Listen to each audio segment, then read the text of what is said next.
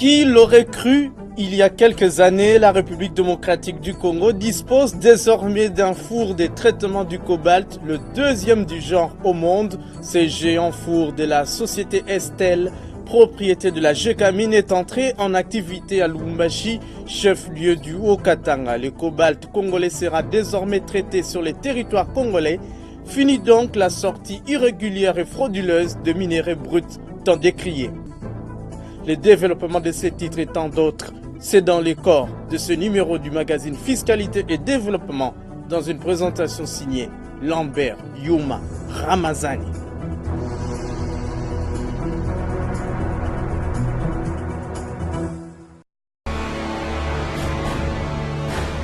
Agence Galaxy Media, la passion de développer la RDC. Bienvenue à cette nouvelle édition du magazine Fiscalité et Développement, la grand-messe des finances publiques, dossiers économiques et questions de développement en République démocratique du Congo.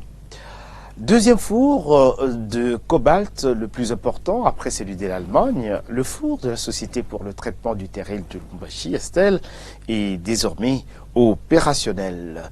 Le président du conseil d'administration, le comité de gestion de la Gécamine et plusieurs invités de marque ont assisté le jeudi 17 octobre 2019 à Lubumbashi à l'expérimentation de ce four qui relance ainsi les activités de la Estelle, propriété de la Gécamine. Voici les détails de cet événement et bien d'autres activités du PCA de la Gécamine dans ce reportage de notre envoyé spécial Ruben Mayoni Siaki Yunga.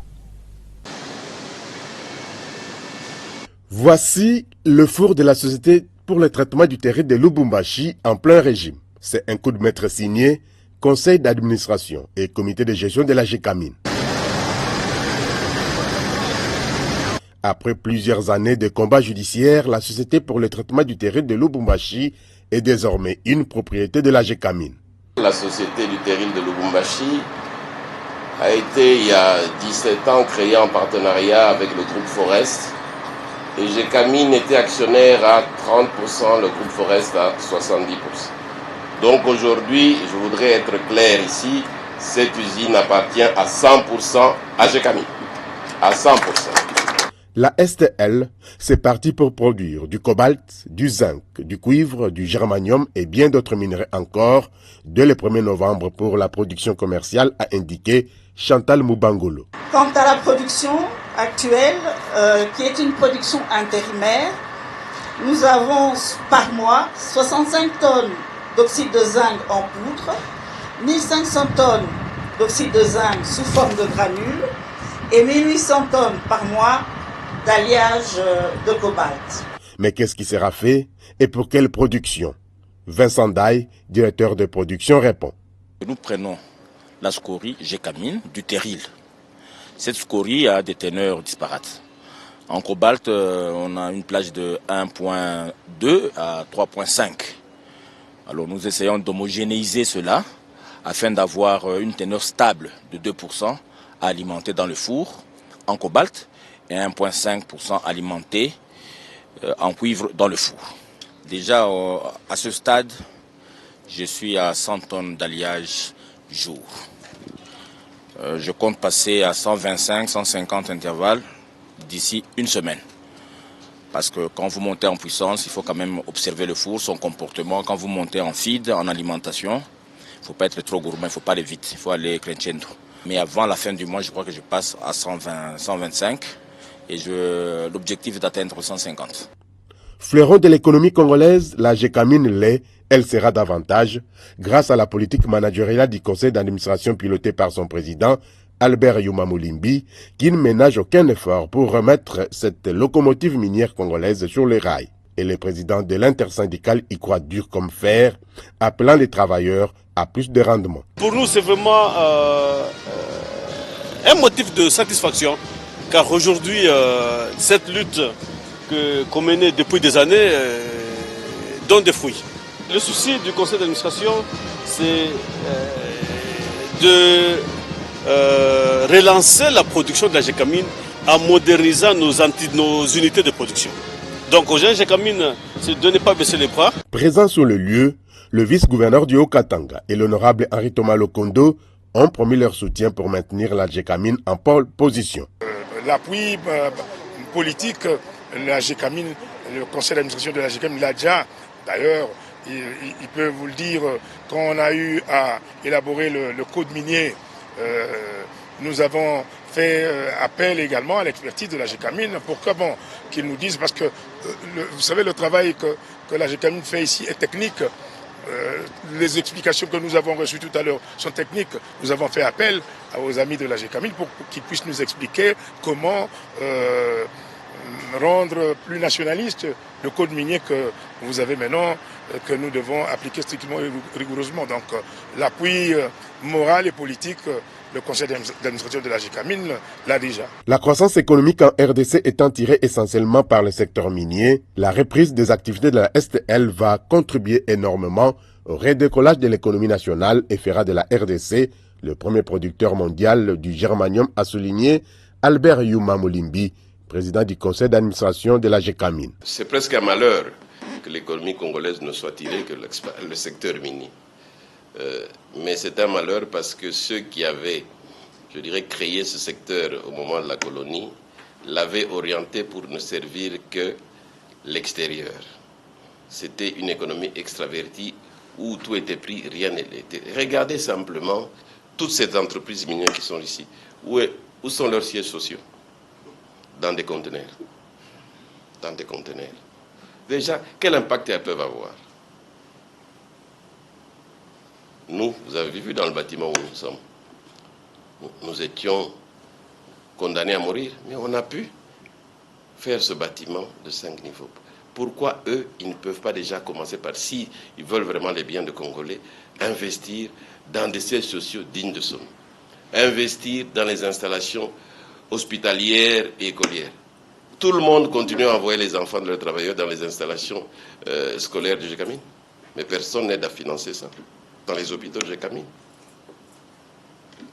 Donc, le fait déjà que Gécamine récupère seule une entreprise qui produira 5000 tonnes de cobalt par an, je vous assure, vous allez voir la différence dans le Haut-Katanga. Vendredi 18 octobre, Albert Yuma et toute sa délégation mettent les caps sur l'Ikasi. Ils visitent la grande cimenterie du Katanga, GCK, dont les travaux de construction sont déjà à 30%, pendant que la rénovation de l'usine à calcaire et chaud du Katanga a atteint plus de 40%. La GCK, c'est une chaîne de production du ciment avec une capacité évaluée à 1,2 million de tonnes l'an. C'est une cimenterie moderne, technologie moderne, et cette cimenterie qui est installée ici dans le Haut-Katanga, c'est une cimenterie qui va donner sur le plan économique beaucoup d'éléments favorables. Et ce projet, c'est un projet qui va aussi par rapport au transfert de connaissances. Parce que sur le plan technologique, comme nous avons dit, c'est une cimenterie moderne. Et donc, il y aura des transferts de connaissances vers le personnel congolais. Ça, c'est une chose. Une deuxième chose, c'est que cette cimenterie va produire plusieurs types de ciments. Et ces types de ciments auront des applications, plusieurs applications. Et ça, c'est parmi les grandes particularités de ce projet-là. Grâce à ces interventions, la Gécamine redevient réellement ce fleuron de l'économie nationale pour le développement de la République démocratique du Congo. Sachez qu'avant que le président de la République, Félix Antoine Tshisekedi, puisse s'envoler pour les États-Unis d'Amérique le mercredi 16 octobre sur invitation du Programme alimentaire mondial, PAM, le chef de l'État congolais avait lancé ce même mercredi son ambitieux programme accéléré de lutte contre la pauvreté et les inégalités dans le pays. La cérémonie s'est ouverte au pittoresque lac Mama Valley, située dans la commune de Mongafula, et ce, en présence d'un parterre d'invités triés sur le volet. L'objectif est de sortir 20 millions de Congolais établis dans les milieux ruraux et périurbains de 145 territoires de la République démocratique du Congo de l'extrême pauvreté dans les prochaines 5 années. Il a fait remarquer aussi que la pauvreté et les inégalités sociales figurent parmi les causes du banditisme urbain et de la prolifération des groupes armés dans plusieurs parties de la République. Par conséquent, l'éradication de la pauvreté serait un des remèdes à la lutte contre l'insécurité dans les villes et les velléités de déstabilisation du territoire national par ses propres fils et filles. Il s'y est de rappeler que le programme présidentiel accéléré de lutte contre la pauvreté et les inégalités s'articule autour de 3 axes principaux, à savoir l'amélioration de l'accès des populations rurales et périurbaines aux infrastructures et services socio-économiques de base, la promotion des économies rurales et périurbaines et le renforcement des capacités de gestion axées sur les résultats de développement au niveau national, provincial et local. Les quartiers Kamboté et Fo, nous sommes là dans la ville de Kananga, au Kasaï central, sont dotés depuis quelque temps de forages d'eau pour offrir aux populations de cette partie du pays de l'eau potable.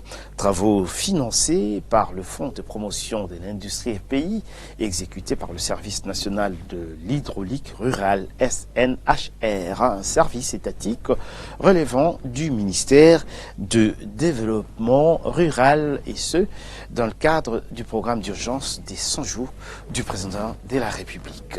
Le SNHR a été chargé de construire des bornes fontaines en réseau, donc avec des robinets, dans un délai de 100 jours à dater de la signature de la convention en Mbuji-Mayi et Kananga. À ce jour, l'eau potable coule 24 heures sur 24 dans ces 2 villes précitées et est consommée gratuitement grâce au financement du FPI. Un projet d'adduction d'eau salutaire pour les milieux ruraux qui pourra être étendu dans d'autres coins. Retour donc sur la signature de la dite convention entre le Fonds de promotion de l'industrie et le Service national de l'hydraulique rurale qui vient de produire ses résultats en offrant de l'eau potable aux habitants de Mbuji-Mayi et de Kananga avec Michel Wangi Lokwa. Nous sommes jeudi 11 avril 2019. Le Fonds de promotion de l'industrie, représenté par son directeur général Patrice Kitebiki-Bolvoul, et le Service national de l'hydraulique rurale par Georges Kochi, secrétaire général au ministère du Développement rural, signent la convention de collaboration pour la construction de forages d'eau en réseau dans les villes de Mbuji-Mayi et Kananga. Patrice Kiteb justifie le choix du Service national hydraulique rural par son expertise avérée depuis des années dans la construction de bornes fontaines dans les milieux ruraux. On a tenu compte évidemment de vos capacités techniques, de vos capacités financières, mais aussi de vos capacités organisationnelles. Nous ne doutons pas que vous mettrez en place les équipes nécessaires dans les délais les plus brefs possibles. Comme vous le savez, c'est un programme de 100 jours. On attend que d'ici là, nous puissions assister à l'eau qui coule des robinets et une vie qui se facilite pour les femmes, pour les enfants qui font parfois des parcours de combattants pour pouvoir accéder à l'eau potable. 100 jours plus tard, les habitants de quelques quartiers de la ville de Mbuji-Mayi bénéficient de l'eau potable. Projet financé par le FPI dans le cadre du programme d'urgence de 100 jours du président de la République. Au même moment, les experts et techniciens du Service national de l'hydraulique rurale lancent le projet d'adduction d'eau dans la ville de Kananga. 2 citernes de grande capacité sont installées à Kamboté et à l'école de formation des officiers supérieurs de l'armée EFO. Civils et militaires peuvent s'approvisionner désormais en eau potable sans parcourir de longues distances comme ce fut le cas dans le passé. Le FPI et son partenaire, le Service national de l'hydraulique rurale, sont donc déterminés à offrir de l'eau potable aux Congolais habitant les milieux ruraux. Actualité des régies financières à présent, commençons par la DGDA et allons à Bukavu. Les douaniers de la direction provinciale du Sud Kivu viennent de prêter serment en qualité d'officier de police judiciaire à compétences restreintes. Les précisions avec notre correspondant à Bukavu, Bertin Ilioso Ilioshin. Prestation de serment à Bukavu des 93 officiers de police judiciaire, des officiers à compétences restreintes de la Direction générale des douanes et assises, circonscription de Bukavu. Obéissance à la Constitution et aux lois de la République. Je m'engage à remplir avec loyauté et intégrité les fonctions qui me sont confiées et à lutter contre la fraude douanière sous toutes ses formes. Pour les procureurs de la République près du tribunal des grandes instances de Bukavu, les lauréats doivent être responsables de leur serment, une responsabilité qui reste jusqu'à présent à désirer. Tout simplement que vous devez être prêt à lutter contre ces antivaleurs. Et ce n'est pas seulement la fraude, puisqu'il y a la corruption qui fait que la fraude continue, persiste. Lorsqu'on est corrompu, on ne va rien arrêter, on ne va rien saisir. Pour preuve, je vous ai dit que je viens moi de faire une année ici, les autres 3 ans, ils n'ont jamais vu une vente aux enchères dans la ville de Bukavu. Pour dire qu'il n'y a jamais eu de fraude, tout se passe normalement bien. Ce qui n'est pas vrai. Donc voilà, faisons les choses telles que la loi nous exige, telles que le code des douanes vous oblige. Je crois que nous allons redresser, si pas cette partie de la République tout entière. Quoi qu'il en soit, la République démocratique du Congo est bénie des textes légaux, des textes qui souffrent de la volonté politique manifeste pour gérer la cité. Comme pour ses prédécesseurs, le nouvel exécutif au pays de Lumumba a souligné sa bonne foi d'appliquer ces textes légaux. La volonté doit désormais se manifester dans l'indépendance du pouvoir judiciaire. Dans l'administration publique congolaise jusqu'à présent politisée, elle doit se concrétiser dans des sanctions objectives positives et négatives du personnel. Julie Mavungu, Doudou Kirongozi, Mimi Moké et Christine Zeka sont les 4 douanières élues respectivement présidente, vice-présidente, trésorière et secrétaire de l'unité genre de la DGDA Kinville. Elles ont gagné la confiance de leurs collègues au terme des élections organisées le mercredi 16 octobre dernier. C'était au guichet unique de la direction provinciale de la DGDA Kinville. Nous sommes là au quartier général de la brigade douanière. Didi Mavambo, Nombolo Pepe et Fanfan Makitou Doma nous en disent plus. Banderoles et affiches avec effigies et messages de différentes candidates, 2 urnes installées, tout le décor est planté pour l'organisation des élections de membres du bureau de l'unité genre de la direction provinciale des douanes et accises Kinshasa-Ville. La campagne électorale est rude. C'est une dernière bataille d'idées et d'arguments dont se livrent ces douanières. Chacune d'elles prétend être en mesure de défendre valablement les intérêts des femmes de leur direction. Et puis vient le moment du vote. Tout se passe dans l'ordre et la transparence la plus totale, où 178 électrices sont identifiées et enregistrées. Au bout de plus d'1 heure de vote, le dépouillement peut commencer en présence du public. Et le premier résultat au poste de présidente de l'unité genre donne comme vainqueur Julie Mavungu qui obtient 67 voix face à 4 autres candidates. Elle rentre ainsi dans l'histoire de la douane en devenant la toute première présidente élue de l'unité genre de la DGDA Kinville qui n'avait jamais connu depuis sa création l'élection de ses membres. Ma mission commence par ici et je suis très contente avec cette organisation. Et je remercie d'abord le bon Dieu, aussi les mamans qui m'ont soutenu et ceux qui m'ont voté. Je suis la présidente de toutes les mamans de la DGDA Kinville, sans exception. Mais nous demandons aux femmes de la DGDA d'être solidaires, d'être organisées, et je serai leur porte-parole n'importe où. Autre élu, Doudou Kirongozi. Elle a écrasé ses 4 adversaires en obtenant 106 voix. Elle devient vice-présidente de l'unité genre de la DGDA Kinville. La première impression, c'est un sentiment de reconnaissance, surtout ça, de gratitude, remerciement envers notre directeur général des douanes et Axis qui a pu mettre en valeur la femme douanière de la République démocratique du Congo.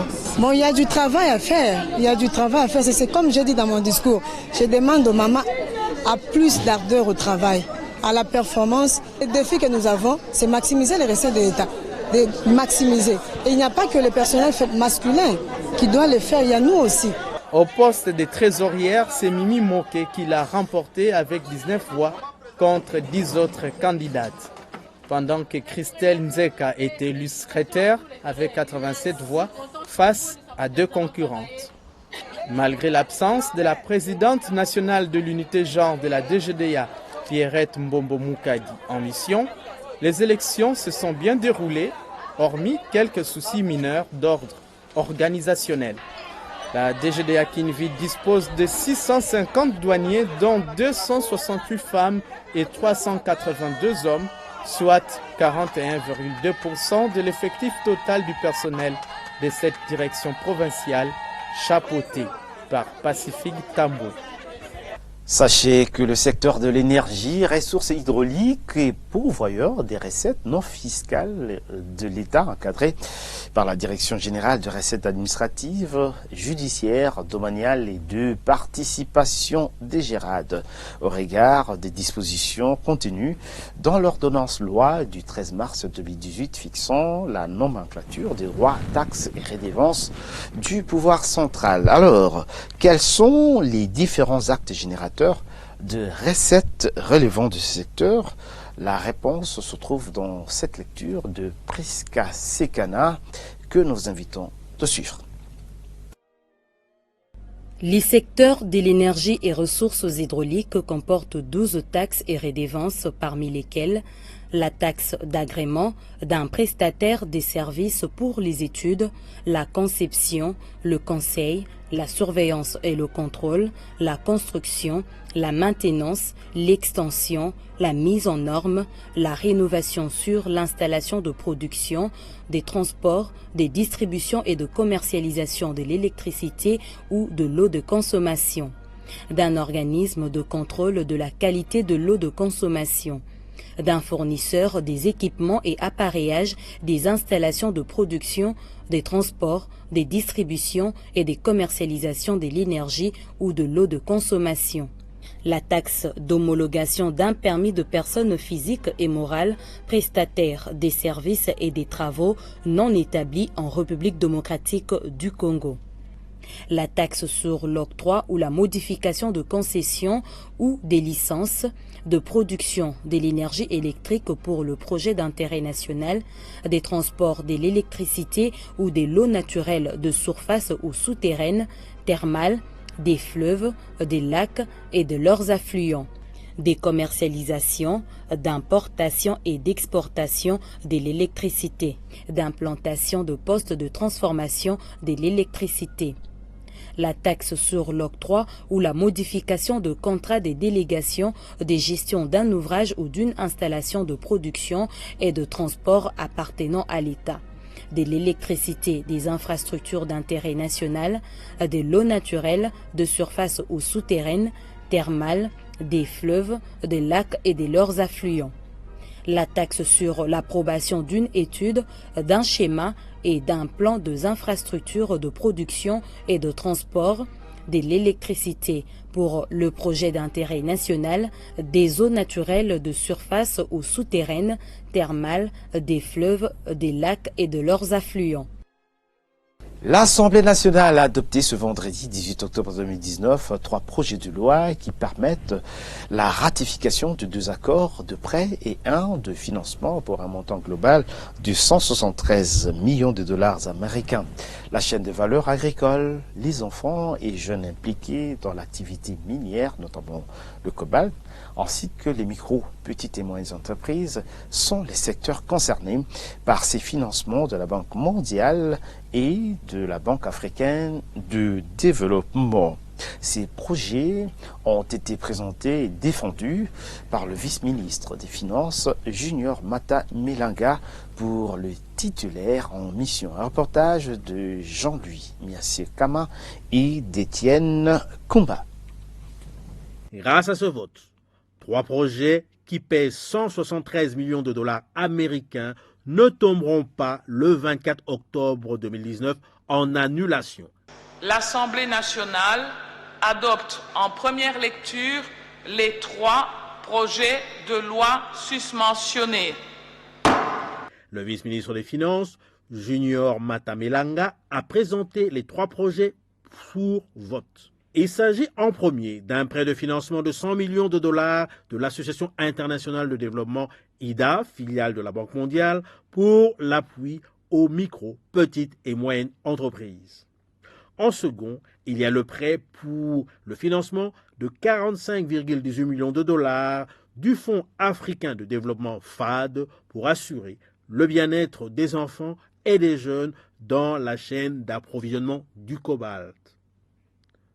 En troisième lieu, c'est un prêt de financement de 28 millions de dollars, toujours du FAD, pour le développement des chaînes de valeur agricoles en RDC.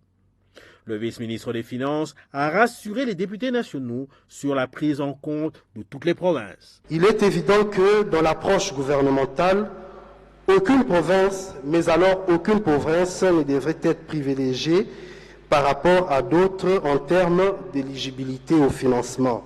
Les projets de loi autorisant la ratification des accords de prêt ont été votés. Ils peuvent être ratifiés pour que la RDC en bénéficie. L'extrême pauvreté a été le thème des assemblées du FMI et de la Banque mondiale organisées du 14 au 20 octobre 2019 à Washington, D.C. Nous sommes là aux États-Unis d'Amérique. Le ministre des Finances, Sélé Yalagouli, a eu en marge de ces assises de nombreux contacts et entretiens avec plusieurs personnalités de ces 2 institutions de Bretton Woods. Avec le FMI, il a été convenu d'un programme autonome test de janvier à septembre 2020 pour déboucher sur une autre soutenue, cette fois-ci par la facilité de crédit de cette institution. Au niveau de la Banque mondiale, les appuis budgétaires pour la gratuité de l'enseignement de base et l'accès à la santé sont maintenant un acquis, soit 1 milliard à 1,5 milliard de dollars sur 2 à 3 ans. Des précisions avec Jean-Louis Miasekama. L'extrême pauvreté a été le thème de ces assemblées annuelles à Washington. Et l'extrême pauvreté touche aussi la RDC, dixit le ministre des Finances. Les questions liées à l'éducation. La population congolaise est en train de croître de manière exponentielle et sera l'une des plus importantes parmi les 3 pays les plus peuplés au monde à l'horizon 2030. Donc il faut éduquer cette population et je pense que l'IDA peut aller accompagner dans le cadre de l'éducation. Les 2 autres secteurs encore stratégiques restent l'électricité, parce que sans électricité, on ne peut pas industrialiser le pays pour pouvoir enclencher le processus de croissance économique de manière fiable et durable. Et enfin, il y a la santé, parce qu'une population qui n'est pas en bonne santé ne peut pas produire. Cela explique pourquoi l'agriculture demeure un secteur prioritaire en RDC. La volonté de la République démocratique du Congo, exprimée par les autorités nationales aujourd'hui, est de pouvoir diversifier l'économie nationale. Et pour diversifier l'économie, comme je l'ai dit, dans un pays de 2 345 000 km², l'agriculture reste un des secteurs, en tout cas à forte diffusion de croissance et à fort potentiel de la main-d'œuvre. Donc l'agriculture reste en tout cas la priorité dans le cadre de prochain IDA, mais également la connectivité en termes de routes. Parce que le problème, c'est qu'il faut que les gens produisent, mais il faut également qu'il y ait des routes pour évacuer ces productions. Sinon, ça va être une sorte de découragement pour la production. Le capital humain reste le levier du développement. C'est ainsi que la santé et l'éducation demeurent des secteurs capitaux. Le ministre des Finances a signé un accord de financement avec l'Association internationale pour le développement dans le domaine agricole. Les discussions à Washington ont tourné autour d'un programme formel avec le FMI qui est conditionné par un programme autonome de 9 à 6 mois en 2020.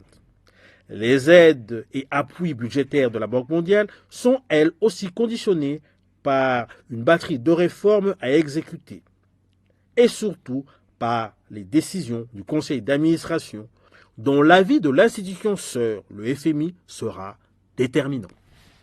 Le vice-ministre des Finances, Junior Mata Melanga, a reçu mardi 15 octobre 2019 la secrétaire générale adjointe de la communauté économique des États de l'Afrique centrale en charge du département de l'intégration physique, économique et monétaire, Marie-Thérèse Chantal Foulou.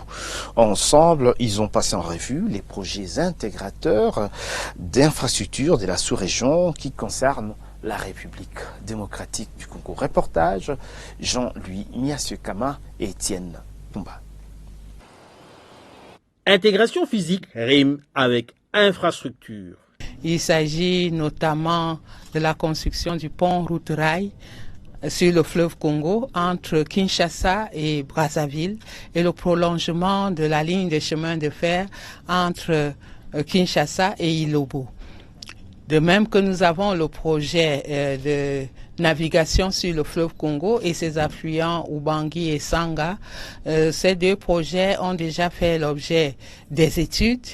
Ils feront l'objet d'une table ronde parce que la BAD a déjà mobilisé une majorité des financements nécessaires à la construction du pont route-rail.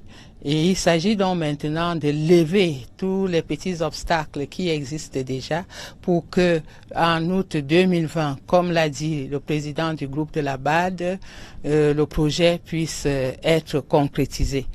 Et maintenant, nous avons un autre projet pour lequel les études doivent commencer. Il s'agit du pont sur l'Ubangi, entre Bangui et Zongo, en RDC, et l'aménagement de la route entre Zongo jusqu'à Kisangani, avec bretelle Kisangani-Kampala et Kisangani-Bujumbura. Pour réaliser toute infrastructure d'intérêt sous-régional ou régional, il faut des sous. Pour le pont route-rail, je crois que c'est 400 millions d'euros ou dollars. La BAD a déjà mobilisé une moitié. Il s'agit maintenant de trouver le reste. C'est pour cela qu'une table ronde des bailleurs sera organisée à Brazzaville en décembre ou au plus tard en janvier pour qu'on puisse commencer la construction de ce pont et les aménagements des voies d'accès qui permettront aux deux pays de concrétiser les attentes des chefs d'État. Sans infrastructure, point de développement de l'Afrique. Lusaka, la capitale de la Zambie, a abrité du 14 au 18 octobre 2019 les travaux de la 5e conférence des ministres africains chargés des fêtes d'état civil, COM5, avec comme thème système de fêtes d'état civil et des statistiques d'état civil innovants, fondement pour la gestion de l'identité légale. Cette conférence organisée par la Commission de l'Union africaine en collaboration avec la CEA, la Banque africaine de développement et le gouvernement de la Zambie, visait à aider l'Afrique à moderniser et à mettre en place un système complet de fêtes d'état civil afin d'améliorer le sort de la population. Suivant à cet effet Jérôme Sekana-Penepapa, il est journaliste économique et directeur général de l'agence Galaxy Media qui a participé à ces travaux en qualité d'expert et il a été invité par l'Union africaine. Il nous parle ici du bien fondé de ces assises. Voilà, les assises de Lusaka en Zambie étaient plus qu'importantes dans la mesure où nous avons des très sérieux problèmes au niveau de l'Afrique en ce qui concerne l'enregistrement des faits de l'état civil. Vous le savez, aujourd'hui l'Afrique compte plus ou moins 1,2 milliard d'âmes. Et sur ces nombres-là, vous avez plus de la moitié des Africains qui ne sont même pas enregistrés, c'est-à-dire qui n'ont pas de certificat de naissance. Et là-dedans, vous avez surtout les femmes, et pourtant, éduquer une femme, c'est éduquer la nation. La 5e conférence des ministres en charge de cette question a porté effectivement sur des stratégies innovantes, ce qu'il faut faire. Chaque pays a essayé d'expliquer ce qu'il est en train de faire et on a enregistré des progrès dans plusieurs pays, notamment en Afrique du Sud où le pays de Nelson Mandela dispose aujourd'hui d'une carte intelligente qui est délivrée par le ministère de l'Intérieur via même les banques. Donc c'est un système bien informatisé qui est installé dans ces pays-là. Vous avez des pays comme la Zambie qui a développé même un logiciel dans ce sens. Vous avez des pays comme le Kenya qui a pu aligner dans son budget 40 millions de dollars. C'est-à-dire le problème de l'enregistrement de la population est pris à bras-le-corps par le gouvernement kenyan, ce qui fait que ça va très bien, tout le monde est enregistré. Au fait, l'homme, dans sa vie, doit être en possession des documents juridico-administratifs qui certifient son existence. Et ces documents, il y en a plus ou moins 4 et 5. Vous avez le certificat de naissance, vous avez le certificat des mariages ou des divorces, vous avez le certificat de décès, mais il y a aussi d'autres documents administratifs. Pour exister, il faut que vous ayez d'abord ces papiers-là. Le problème, c'est que chez nous, en Afrique, il y a des gens qui naissent, qui grandissent et qui meurent sans être enregistrés au niveau de l'état civil. Et les Africains voudraient mettre un terme à ça dans la mesure où on ne peut pas planifier les développements durables sur des statistiques erronées. Donc il faut avoir des statistiques vraies, des statistiques qui permettent aux décideurs de prendre de bonnes décisions. Les statistiques dont il est question ici concernent tous les faits d'état civil. Vous avez là-dedans les naissances, les mariages, les décès, vous avez également les maladies, vous avez les résidents, les réfugiés, les déplacés, vous avez les apatrides. Donc comment on arrive à intégrer les réfugiés qui viennent dans un pays et comment on leur donne les papiers, qu'est-ce qu'on fait pour les prendre en charge? C'est tout ça dont il était question et nous osons croire que comme la Banque mondiale vient de disponibiliser des logiciels et chaque pays va se doter des logiciels spécifiques par rapport aux réalités du terrain, nous osons croire que les choses vont aller beaucoup plus vite. Et chez nous, en République démocratique du Congo, nous sommes en train de préparer une grande campagne de recensement de la population. Il faudra que nous puissions nous doter également d'une pièce d'identité, bien sûr en plus du passeport, et que cette pièce soit vraiment une pièce intelligente, comme la carte d'identité aujourd'hui de l'Afrique du Sud. C'est pour cette raison que des dispositions ont été prises pour que l'enregistrement se fasse de manière uniforme, quand bien même chacun a ses problèmes, mais qu'on scanne la paperasse qu'on avait depuis des années, pour qu'on puisse arriver à préciser l'identité des personnes, doter chaque individu d'une identité juridique. Mais il y a quelque chose qui nous a tiqué. Il y a plus ou moins 750 participants qui sont venus des 4 coins de l'Afrique. Et la République démocratique du Congo n'était représentée qu'au niveau des experts. 4 experts. Le fauteuil de la République démocratique du Congo était vide. Et les experts n'ont travaillé que les 2 premiers jours, tout simplement parce que il fallait travailler les techniciens avec les autres. Et quand est arrivé le moment de pouvoir discuter, et d'ailleurs au niveau des experts, les experts qui étaient là, nous nous sommes concertés et on a pu participer au vote parce que on a voté le bureau. Mais ce qui est grave, le ministre de l'Intérieur, le ministre de la Santé ont été invités par les organisateurs et totalement pris en charge, mais n'ont pas fait les déplacements. On n'a même pas vu les directeurs généraux de l'INS. Or, ce sont des rendez-vous comme ça qui font que nous puissions aussi marquer notre présence sur l'échiquier international. Une petite recommandation pour terminer.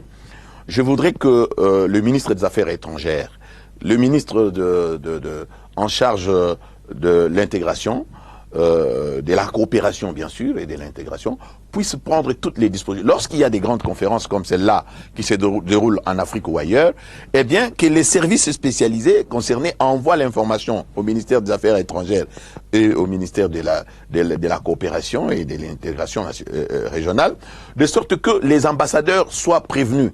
On n'a même pas vu l'ambassadeur. Et vous vous rendez compte, tout le pays était là, bien, avec une délégation, vous avez à la tête les ministres, et nous, on n'était pas là. Et on était physiquement là, quelques personnes, mais nous, on n'avait pas le mandat de pouvoir parler au nom de la République démocratique du Congo. Il faut corriger ça. Rendons-nous à présent à la primature où le Premier ministre Sylvestre Ilunga Ilunkamba a eu une semaine très surchargée de toutes les activités. La bonne nouvelle est que le budget du projet 2020 sera déposé au Parlement avant la fin de ce mois d'octobre. La semaine du Premier ministre dans ce commentaire de Patience Vaumilia sur les images du service de communication de la primature. Malgré la pluie, le Premier ministre Ilunga Ilunkamba a débuté la semaine par la descente sur terrain au site qui va abriter le Centre culturel et artistique de l'Afrique centrale, un projet financé par la République populaire de Chine dans les cadres de la coopération sino-congolaise. Confronté à un conflit parcellaire sur ces sites, le début des travaux de construction proprement dites était aux arrêts. Dès son retour à son cabinet, le chef du gouvernement a tout de suite autorisé la reprise des travaux. Le même jour, les députés nationaux du Olomami, conduits par l'honorable Luke Kasongo, sont venus exposer au Premier ministre les problèmes liés au développement de leur province. Objectif, trouver des solutions pour améliorer les vécus quotidiens de la population. À la tête d'une délégation de la Communauté économique des États de l'Afrique centrale, la secrétaire adjointe du département de l'intégration physique, économique et monétaire, Foula Marie-Thérèse Chantal, a échangé avec le chef de l'exécutif central autour de l'état d'avancement de plusieurs projets d'intégration sous-régionale où la RDC est concernée, plus précisément les infrastructures terrestres financées par la BAD. L'agriculture, l'un des secteurs clés du développement d'un pays, était au cœur des discussions entre une délégation du Polaris Group des Émirats et le chef du gouvernement. Cette firme propose d'appuyer le gouvernement congolais dans la relance du secteur agricole ainsi que la construction et la modernisation des infrastructures de base. Au cours de la réunion du comité de conjoncture économique présidé par le Premier ministre, plusieurs dossiers, notamment celui de la situation du cadre macroéconomique dont les indicateurs demeurent stables et l'évolution de la gratuité de l'enseignement primaire et secondaire, ont été examinés. La situation est stable. Avec les efforts du gouvernement, nous osons croire que cette stabilité va se maintenir jusqu'à la fin de l'année. Alors, nous avons aussi examiné un dossier important présenté par le ministre du Commerce extérieur sur l'amélioration des conditions d'exportation dans les points de sortie à l'est du pays principalement. C'est un projet qui avait déjà commencé, qui est en pleine exécution, et il fallait que la République fasse un effort pour dégager sa contrepartie financière. La paix, la stabilité et le développement dans les pays de Grands Lacs préoccupent l'Organisation des Nations Unies. L'envoyé spécial du secrétaire général des Nations Unies dans le pays de Grands Lacs, Wang Xia, est venu rencontrer le chef du gouvernement au sujet de la coopération entre le pays de la sous-région. Selon lui, la mise en œuvre d'une stratégie politique et économique pour le développement de cette sous-région s'avère cruciale. Le Conseil des ministres, présidé par le chef du gouvernement, le vendredi, a examiné plusieurs dossiers d'intérêt national, dont celui du calendrier, du dépôt, du projet, du budget 2020 la semaine prochaine à l'Assemblée nationale. Dans le cadre de la grande campagne de sensibilisation et de vulgarisation du Code des assurances, une importante équipe de l'autorité des régulations du contrôle des assurances, ARCA, a séjourné dans le Grand Katanga. Alain Kanida a ainsi vulgarisé les nouvelles dispositions légales en matière d'assurance ouverte à tous. Revenons ici sur l'essentiel des ateliers tenus à Lubumbashi et à Kolwezi. C'est dans ce reportage que nous vous proposons. Je suis d'abord très ravi de la présence et du nombre de participants et évidemment au fur et à mesure que nous évoluons avec les premiers ateliers que nous avons déjà eus, il y a des questions pertinentes et ça confirme bien l'intérêt que les opérateurs dans le secteur minier ont par rapport au secteur des assurances. Et j'ai également réalisé et senti que la présence de l'ARCA sur le sol du Katanga était également attendu pour clarifier et apporter un certain nombre de précisions nécessaires. J'ai insisté en disant qu'au niveau des opérateurs, que nous sommes à la disposition des opérateurs pour recevoir et recueillir leurs préoccupations. S'ils ont des préoccupations particulières, pour arriver à respecter et à appliquer intégralement la loi au niveau des assurances, qui exige que tous les opérateurs prennent leurs assurances en République démocratique du Congo à travers les sociétés d'assurance qui ont été agréées par l'ARCA.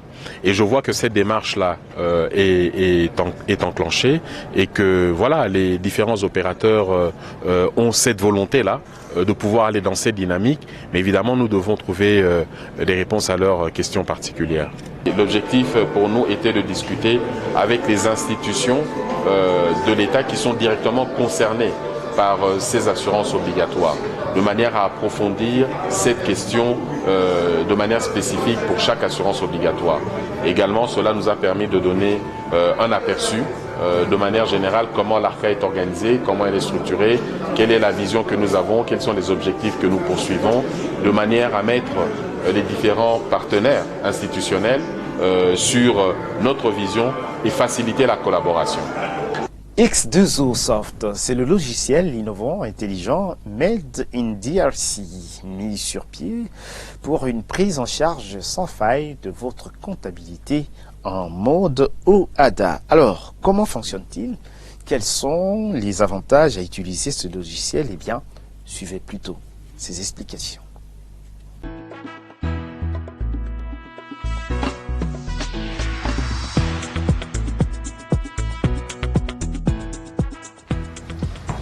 Le 12 septembre 2012 marque pour la République démocratique du Congo l'entrée en vigueur du système comptable OHADA. Et comme vous le savez, le passage d'un système à un autre n'est jamais aisé. Pour faciliter la tâche et accompagner les entreprises congolaises à faire face à cette migration, un groupe d'experts congolais, avec l'appui des experts européens, justifiant de plusieurs années d'expérience dans la conception et la commercialisation des logiciels de gestion, s'est réuni à une société de droit congolais dénommée Logico OHADA RDC SARL, qui a mis sur le marché X2O Soft, un logiciel de gestion intégré conforme au plan comptable OHADA révisé.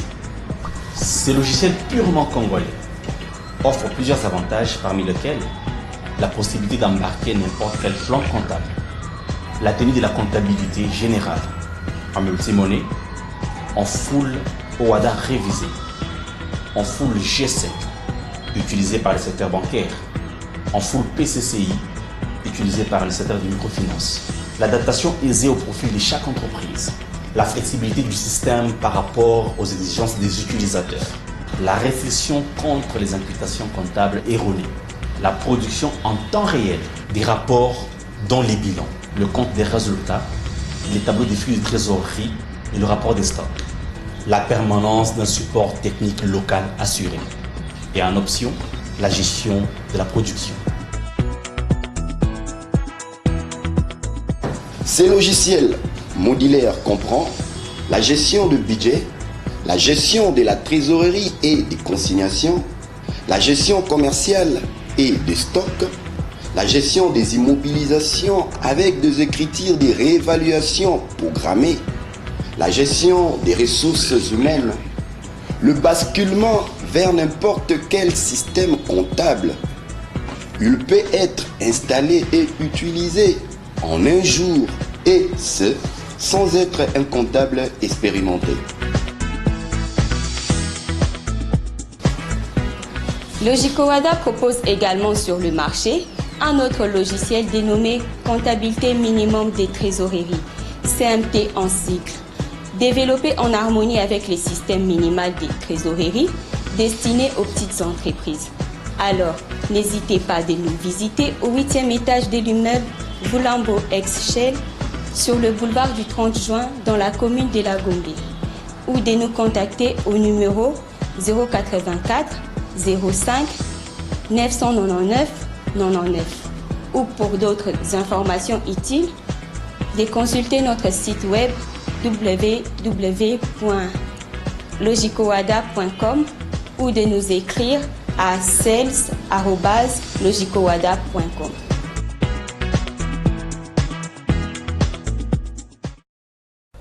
Merci de nous avoir suivis au Bel Air Sapinière dans la commune de Kampemba. Nous sommes là à Lumbashi, dans le Haut-Katanga. Merci aussi à vous tous qui nous suivez de partout et même en dehors du pays. Le rendez-vous est pris pour la semaine prochaine. Bye.